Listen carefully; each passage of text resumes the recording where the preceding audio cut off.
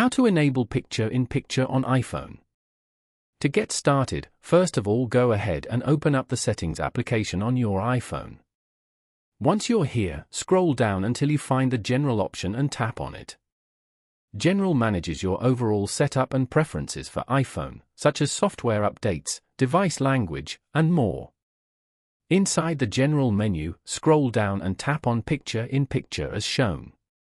On this page, you will see a toggle switch next to Start PIP automatically. Simply tap on the switch to turn it on. When you swipe up to go home or use other apps, videos, and FaceTime calls will automatically continue in picture-in-picture. Following these steps, you can easily enable picture-in-picture on an iPhone. Thank you for watching. Please leave a like if this tutorial helped you, or leave a comment below if you have any questions related to the video.